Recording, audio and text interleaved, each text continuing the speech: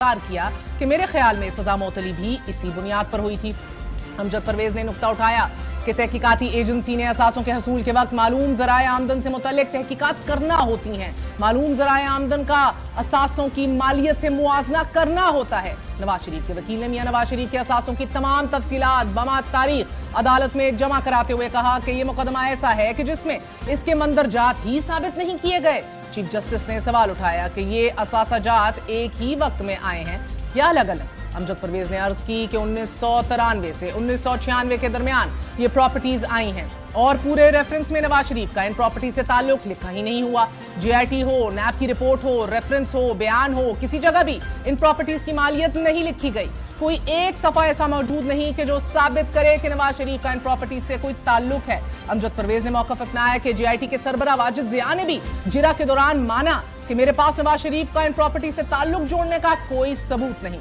Chief justice ने फिर इस्तफसार किया कि क्या इन तमाम दस्तावेजात में प्रॉपर्टीज के हसूल की तारीख और उनकी मालियत मौजूद नहीं।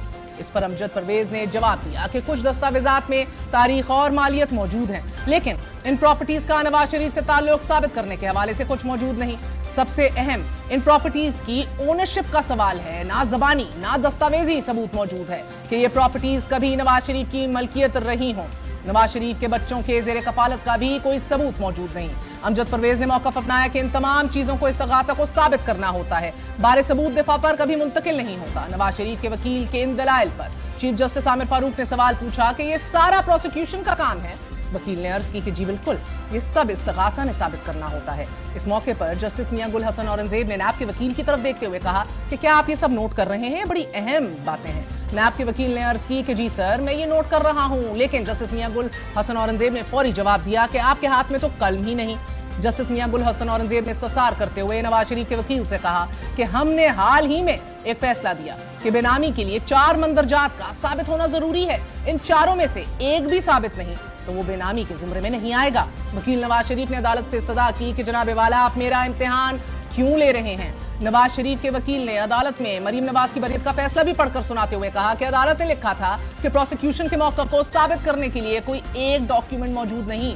दौरान समाअत नैब के प्रोसिक्यूशन पर उठने वाले सवालात के जवाबात में नैब प्रोसिक्यूटर ने यह मौक़िफ़ अपनाया कि सुप्रीम कोर्ट के फैसले के बायस रेफरेंसेस दायर किए गए। इस पर जस्टिस मियां गुल हसन औरंगजेब ने इस्तफसार किया, आप कहना क्या चाह रहे हैं कि रेफरेंस दायर करना आपकी मजबूरी थी और रेफरेंस दायर हो गया और सजा भी हो गई?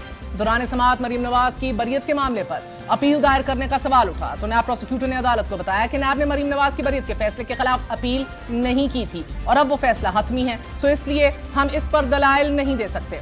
और आज ही की समाअत में नैब ने फ्लैगशिप रेफरेंस में भी नवाज शरीफ की बरियत के खिलाफ अपील वापस ले ली और अदालत अपील वापस लेने की बुनियाद पर खारिज कर दी गई।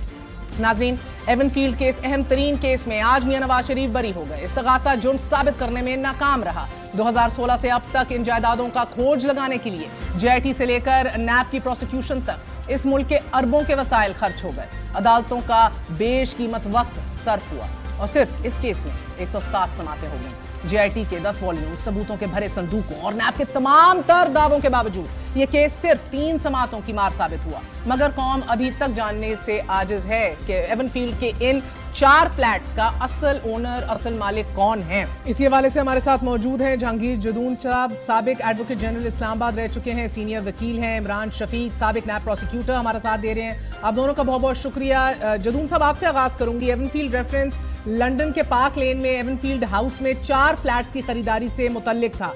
मियां साहब को नेशनल अकाउंटेबिलिटी ऑर्डिनेंस 1999 9A5 के तहत सजा सुनाई गई थी, जो तब तक और आज तक सबको हिफ्जी हो गया कि किसी सरकारी ओहदे पर फायज कोई भी शख्स, उसके बारे में अगर ये कहा जाता है कि उसने बदउनवानी और बदउनवानी के जुर्म का इर्तिकाब किया है और अगर वो या उसका कोई भी जेर कफालत या बेनामीदार किसी असासे का मालिक है या उसने किसी असासे में हक या मालियत हासिल की है या अपनी आमदनी के मालूम ज़राए से ज़्यादा असासे जिसका वो माकूल हिसाब नहीं दे सकता, तो वो कन्विक्ट हो जाएगा। आज बरियत मिल गई और ऑन मेरिट मिली है। मियां साहब तब गुनाहगार थे, आज बेगुनाह हो गए, राइट? ये देखें, बहुत शुक्रिया। इस सिस्टम की आप देखें ना किस तरह आप मैनिपुलेट किया था इस सिस्टम को। आप देखें रेफरेंस जो है वो नैब ने कोर्ट में आकर कहा जी हम तो रेफरेंस फाइल नहीं कर जाते। हमसे मुराद है नैब का एक इंस्टीट्यूशन आगे कह रहा है कि जी हम तो ये इन्वेस्टिगेशन ही खुद नहीं की है, ये सुप्रीम कोर्ट की डायरेक्शन पे हमने रेफरेंस फाइल किए और सुप्रीम कोर्ट के 5 मेंबर बेंच ने पहले जेआईटी बनाई। केस नीचे से ट्रायल कोर्ट से ऊपर होकर सुप्रीम कोर्ट जाता है। ये वाहिद अनोखा केस है जो सुप्रीम कोर्ट से होकर नीचे ट्रायल कोर्ट में आया है और 5 जजेस ने कहा जी आप जो रेफरेंस फाइल करें।